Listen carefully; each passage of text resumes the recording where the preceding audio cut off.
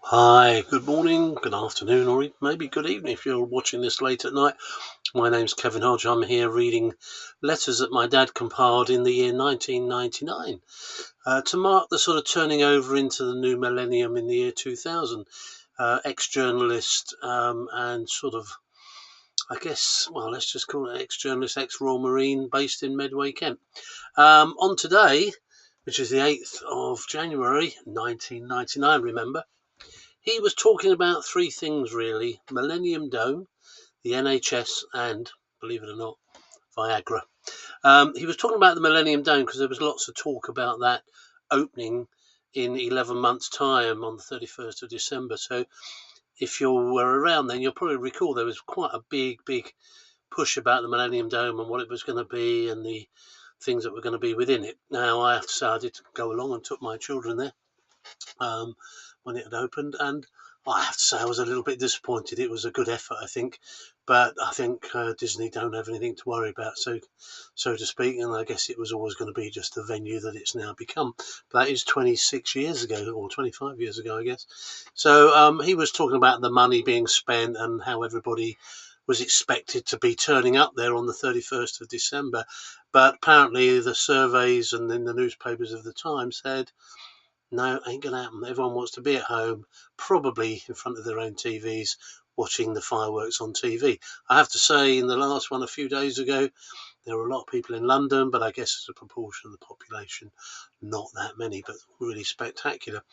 Um, Talking about the NHS, Dad was talking about, and apparently another piece in the paper was saying that some hospitals were asking carers and visitors and relations of people in hospital to perhaps care for them a little bit more, and that could include feeding, washing, changing, and things. And again, opinion was a bit divided. It was either 50% of people were outraged, and the other 50% said, well, why not? Because it gives us something to do, makes us feel useful, relieves the burden on hard-pressed nurses, maybe, and we're quite willing to do it. And sort of jokingly, Jimmy was talking about the fact that, you normally sit there eating the patient's grapes and finding it hard to sustain a conversation after about 20 minutes.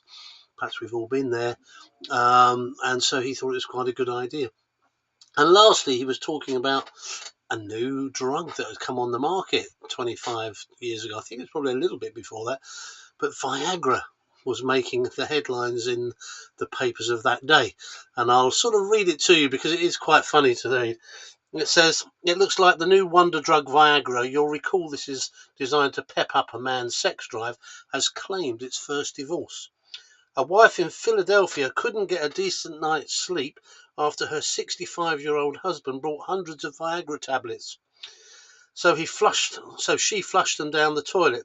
She said he turned my nights into hell. Don't think that was quite the idea, was it? Her husband is suing her for divorce and for £50,000 for pain and suffering.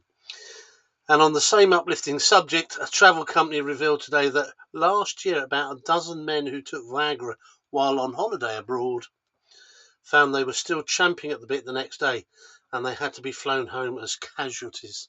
So Viagra, I think, probably moved on a bit now.